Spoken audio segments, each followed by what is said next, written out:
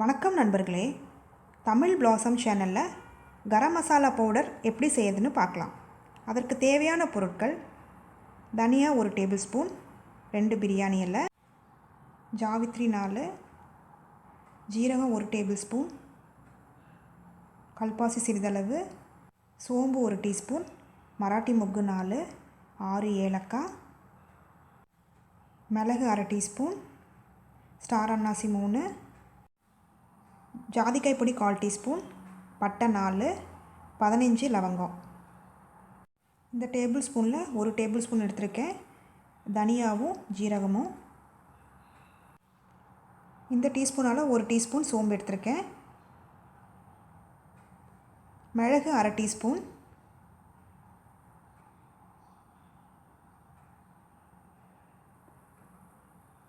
பாருங்கள். இந்த 3 டீஸ்பூனில் தான் அளந்திருக்கேன். ரேஷியோக்கு நீங்கள் இதே மாதிரி அளந்துக்கோங்க. கடாயில் எண்ணெய் ஊற்றாமல் சும்மா ட்ரை ரோஸ்ட் பண்ணி எடுத்துக்கலாம். கொத்தமல்லி, சோம்பு, ஜீரகம் இதெல்லாம் நம்ம வறுத்து எடுத்துக்கலாம். சிம்லேயே வச்சு வறுத்துக்கலாம். வெயில் இருந்தாலும் நீங்கள் வெயிலில் காய வச்சு எடுத்துக்கோங்க. நம்ம அப்படி வறுத்து எடுத்தோம் அப்படின்னா ரொம்ப நாள் கெடாமல் இருக்கும். இதை பவுலில் போட்டுடலாம்.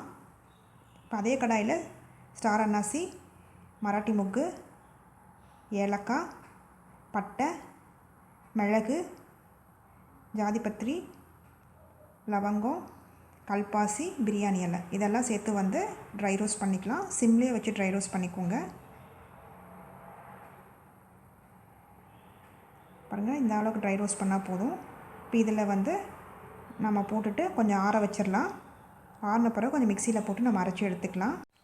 இப்போ ஜாதிக்காய் பவுடரும் போட்டுடலாம். போட்டு நல்லா நைஸாக அரைச்சி எடுத்துக்கலாம். ஜாதிக்காய் பவுடர் இல்லைன்னா ஜாதிக்காவே தட்டி நீங்கள் பவுடர் பண்ணி போட்டுக்கோங்க. பாருங்கள், கரம் மசாலா பவுடர் ரெடி ஆயிடுச்சு. இந்த ரெசிபியை செஞ்சு பார்த்துட்டு உங்களோட கமெண்ட்ஸ் என்னென்னு சொல்லுங்கள். பிடிச்சிருந்தால் லைக் பண்ணுங்கள், ஷேர் பண்ணுங்கள், சப்ஸ்கிரைப் பண்ணுங்கள்.